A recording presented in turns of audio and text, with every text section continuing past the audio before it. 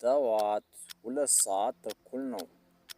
በፈተና አዳራሽ ውስጥ በዚያ በለመድከው የእንጨት ወንበር ላይ ተቀምጠሃል። ፈታኙ አሁን መጀመር ትችላላችሁ ይላል። የፈተና ወረቀቱን ገልብጠህ ትገልጠዋለህ። ከዚያ የመጀመሪያውን ጥያቄ ታይና ልብ ድንግጥ ይላል። ቃላቶቹን ታውቃቸዋለህ። ትናንትና ሌሊት 6 ሰዓት ስታነበው እንደነበር ትዝ ይልሃል። ነገር ግን መልሱ የለም፣ ጠፍቷል። ጭንቅላትህ ባዶ ሆኗል፣ ጭንቀት ብቻ። አንተ እኮ ሰነፍ ሆነህ አይደለም። ቤተሰቦች ተኝተው፣ ጓደኞች ደግሞ ሲዝናኑ፣ አንተ ስታጠና አድረሃል። እንቅልፍን ለማባረር እግርህን በቀዝቃዛ ውሃ ነክረህ ቡና እየጠጣህ በትጋት አጥንተሃል። ግን ለምንድን ነው ጭንቅላትህ የተበሳ ባልዲ የሚመስለው? የጨመርክበትን ነገር ሁሉ የሚያፈሰው። ዛሬ የምናወራው ጠንክሮ ስለማጥናት አይደለም። ዛሬ የምናወራው ለምንድን ነው ያ ሁሉ ልፋታችሁ ውጤት ያላመጣው በሚለውና መፍትሄው ላይ ነው። ይህ ቪዲዮ 4 ክፍሎች አሉት። የመጀመሪያው ክፍል ችግሩ ምን እንደሆነ በግልጽ እናውቃለን። በሁለተኛው ክፍል የችግሩን ዋና ዋና መንስኤዎች እናያለን። በክፍል 3 ደግሞ መፍትሄውን በጥልቀት እንማራለን። በመጨረሻው ክፍል ደግሞ ስለ 2 ተማሪዎች ታሪክ አጫውታችኋለሁ። እስከ መጨረሻው አብራችሁኝ ቆዩ። ክፍል 1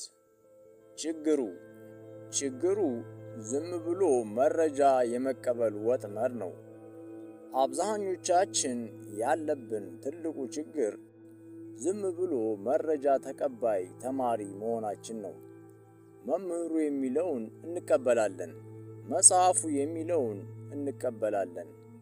አንጠይቅም፣ አንተነትነውም፣ አንመረምረውም። በትምህርት ቤቶች እንድንማር የተደረገውም ልክ እንደ አንድ ቴፕ ሪከርደር የሰማነውን ነገር ሁሉ እንድንቀዳ እንጂ ልክ እንደ አንድ አሳቢ ወይም ቲንከር እንድንጠይቅ፣ እንድናሰላስልና እንድንመረምር አይደለም። በሰፋፊ አዳራሾች ውስጥ ተቀምጠን መምህሩ በሰሌዳ ላይ የሚጽፈውን እያንዳንዱን ነገር እንዳለ እንገለብጣለን።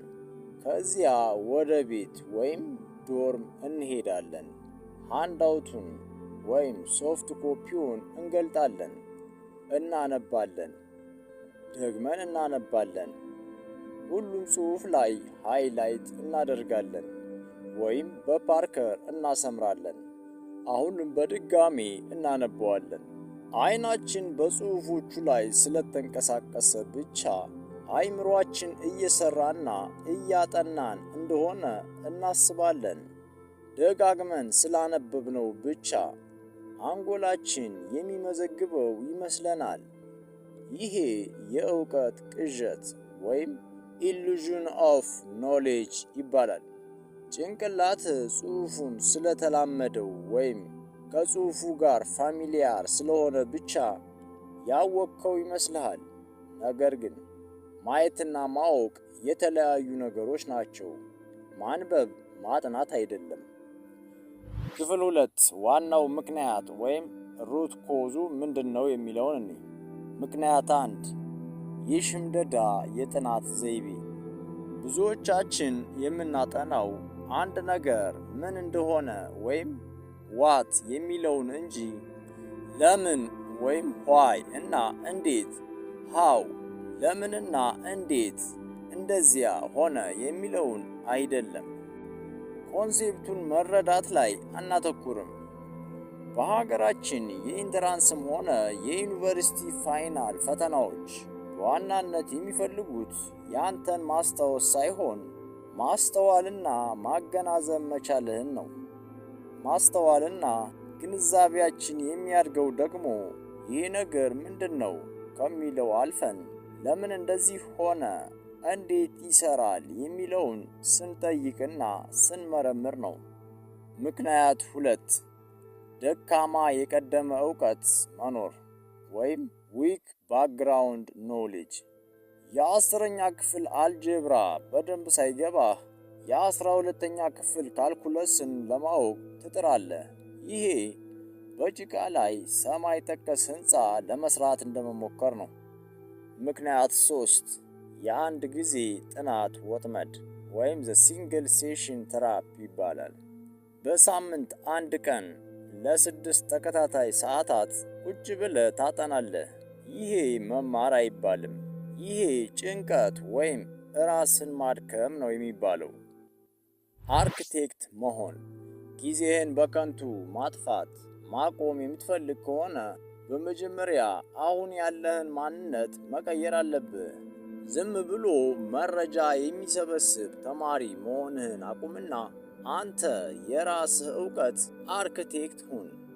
አንድ አርክቴክት ዝም ብሎ ጡቦችን አይመለከትም ወይም አይደረድርም። በመጀመሪያ መስራት የሚፈልገውን ነገር ዲዛይን ያደርገዋል። ከዚያ በዲዛይኑ መሰረት ጡቦችን በቅደም ተከተል እየደረደረ ብዙ መቶ ዓመታት የሚቆይ ሕንፃ ይገነባል። ይሄ የአርክቴክት ፕሮቶኮል ይባላል። አንተም ጊዜ የማይሽረው ዕውቀት መገንባት ትችላለህ። ለዚያ ደግሞ የራስ የሆነ ስርዓት ወይም ፕሮቶኮል ያስፈልጋል። ክፍል 3 መፍትሄው። ስለዚህ መፍትሄው ባለ 5 ደረጃ የአርክቴክት ፕሮቶኮልን መጠቀም ነው። ይህ ባለ 5 ደረጃ የአርክቴክት ፕሮቶኮል ዝም ብሎ እንደ ምክረ ሐሳብ ወይም ሰጀሽን የቀረበ አይደለም። ይህ ፕሮቶኮል የዕለት ተዕለት የጥናት ስርዓት ወይም ሲስተም ነው። ለስኬት ዋስትና የሚሆን የህይወት ንድፍ ወይም ብሉፕሪንት ነው። ደረጃ 1 ቅድመ ቅኝት ወይም ፕሪቪው ማድረግ ነው። አሁን አንድ ርዕስ ወይም ቻፕተር ለማጥናት ሃንድአውት፣ ሶፍት ኮፒ ወይም መጽሐፍ ይዘህ ላይብረሪ ተቀምጠሃል እንበል። በቀጥታ ጥልቅ ወደሆነ ጥናት ከመግባት በፊት የምታጠናው ስለምን እንደሆነ ጠቅለል ያለ ግንዛቤ ሊኖርህ የግድ ነው። ለዚህ ደግሞ ቻፕተሩን የአሰሳ ንባብ ተጠቅመህ ቅድመ ቅኝት ወይም ፕሪቪው ማድረግ አለብህ። የቻፕተሩን ዋና ርዕስ፣ በውስጡ ያሉትን ንዑስ ርዕሶች፣ ቦልድ የተደረጉ ቃላትንና ዋና ዋና ሐሳቦችን ለ5 ደቂቃ ያህል ተመልከታቸው፣ ቃኛቸው። የቻፕተሩን አጽም ወይም ስኬሌተን ቀድመህ እወቀው። እንዲያውም በሃንድአውቱ የመጀመሪያ ገጽ ላይ ወይም በባዶ ወረቀት ላይ ሊሆንም ይችላል። ዋና ርዕሱን ጽፈህ ከታች ደግሞ በውስጡ የሚያካትታቸውን ንዑስ ሐሳቦች ብትጽፈው በጣም በተሻለ ሁኔታ ግንዛቤ እንዲኖርህ ያደርግሃል። ትልቁን ምስል ቀድሞ ያሳይሃል። አለበለዚያ ወዴት እየሄድክ እንደሆነ ካላወቅ መሃል ላይ መጥፋትህ የማይቀር ነው። ደረጃ 2 ጥልቅ የአትኩሮት ጥናት። ለ45 ደቂቃ ያህል አንድ ርዕስ ብቻ በትኩረት አጥና። ስልክ መነካካት የለም፣ ሙዚቃ ማድመጥ የለም፣ በጸጥታ ማጥናት ብቻ። ይህ ፕሮቶኮል እውነተኛው የጥናት ሥራ የሚሰራበት ደረጃ ነው። አይምሮህ እስካልደከመውና እስካልጨነቀው ድረስ ምንም አይነት ዕውቀት እየገነባህ አይደለም ማለት ነው። ይህ የ45 ደቂቃ ጥልቅ የሆነ ጥናት ለ4 ሰዓታት ስልክ እየነካካ ከምታጠናው ግልብ ጥናት ይበልጣል። ደረጃ 3 ያጠናኸውን የማስታወስ ልምምድ ወይም አክቲቭ ሪኮል ይባላል። ቀጣዩ ያጠናኸውን ትምህርት ምን ያህል እንደምታስታውሰው ለማወቅ የብለርቲንግ ሜትድን ተጠቅመህ ራስህን የምትፈትሽበት ፕሮቶኮል ነው። ብለርቲንግ ሜትድን መጠቀም። አሁን ሃንድአውቱን፣ ሶፍት ኮፒውን ወይም መጽሐፉን ዝጋው። ባዶ ወረቀትና እስክርቢቶ ያዝ። ከዚያ ስለ ርዕሱ የምታስታውሰውን እያንዳንዱን ነገር በወረቀቱ ላይ ጻፈው።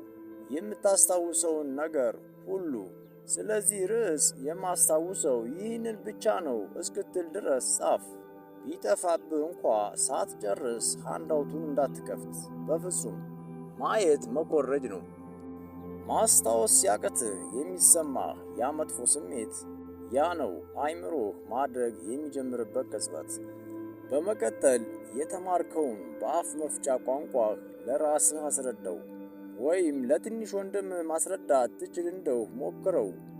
ነገር ግን አንድን ነገር በአፍ መፍቻ ቋንቋ በቀላሉ ማስረዳት ካልቻልክ አላወቅከውም፣ አልተረዳኸውም ማለት ነው። ዝም ብለህ የእንግሊዝኛ ቃላቶቹን ሸምድደሃል ማለት ነው። ይህንን ተግባር እንደጨረስክ ሃንድአውቱን ግለጥና የረሳሃቸውን ነጥቦች እንደገና ቼክ አርጋቸው። ደረጃ 4 ፈተና የመስራት ልምምድ። አሁን ጥናትን ጨርሰሃል። ቀጣዩ ፕሮቶኮል ፈተና የመስራት ልምምድ የምናደርግበት ነው። አጥንተህ እንደጨረስክ ወዲያውኑ በርዕሱ ዙሪያ የወጡ ከ3 እስከ 5 የሚሆኑ የድሮ የኢንትራንስ ወይም የዲፓርትመንት ጥያቄዎችን ስራ። እውነተኛ እውቀት የሚመጣው መረጃን ከማወቅ ሳይሆን ከማያቋርጥ ተግባርና ልምምድ ነው። ምን ያህል እንደማታውቅ ለማወቅ የፈተና ቀን እስኪመጣ አትጠብቅ። ደረጃ 5 አምስተኛው ፕሮቶኮል ደግሞ መርሳትን ደህና ሰንብት የምንልበት ደረጃ ነው። በቀጣዩ ቀን መከለስ ወይም ስፔስድ ሪፒቲሽን ይባላል። ነገ ጠዋት 20 ደቂቃ ውሰድና ዛሬ ያጠናኸውን ርዕስ በድጋሚ ከልሰው። አዲስ ርዕስ ማጥናት ከመጀመርህ በፊት የትናንቱን ሃንድአውት አውጣው። በመጀመሪያ ምንም ሳታይ ስለ ርዕሱ በአይምሮህ ለማሰብ ሞክር። ከቻልክ ስለ ርዕሱ ወረቀት ላይ የቻልከውን ያህል ጫር ጫር አድርግ። ከዚያ ሃንድአውቱን ግለጥና ሙሉውን ቻፕተር ከልሰው። ይህ ተግባር ያጠናኸውን ትምህርት በቀጥታ ወደ ሎንግ ተርም ሚሞሪህ ይከተዋል፣ በትውስታ ማህደርህ ላይ ያትመዋል።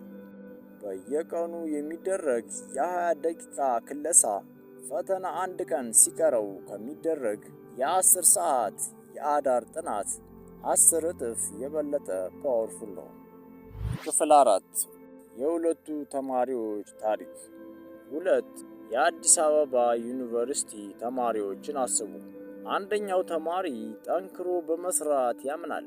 እናም አንዱን ቻፕተር 10 ጊዜ ያጠናዋል። ሌሊት 6 ሰዓት ድረስ ይቆያል። ቢዚ እንደሆነ ስለሚሰማው ውጤታማ የሆነ ያህል ያስባል። ሁለተኛው ተማሪ ደግሞ በአርክቴክት ፕሮቶኮል ያምናል። በየቀኑ ለ2 ሰዓት ብቻ ያጠናል። ነገር ግን እነዚያን 2 ሰዓታቶች ዕውቀቱን በመገንባት በመፈተሽና በሎንግ ተርም ሚሞሪ ላይ በማተም ያሳልፋል። ፈተና ደረሰ።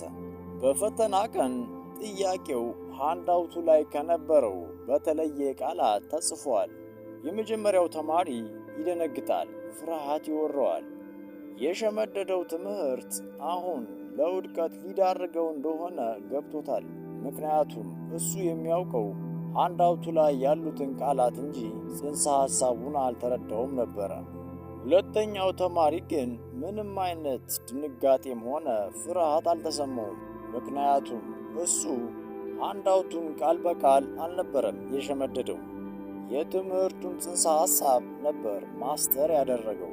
የእውቀት ማማውን በጠንካራ መሰረት ላይ ገንብቷል። ስለዚህ የፈለገውን ያህል ቃላት ቢቀያየር መልሱ ምን እንደሆነ ያውቀዋል። አየህ፣ አንደኛው ተማሪ የእውቀት ቅዠትን ወይም ኢሉዥን ኦፍ ኖሌጅ መረጠ።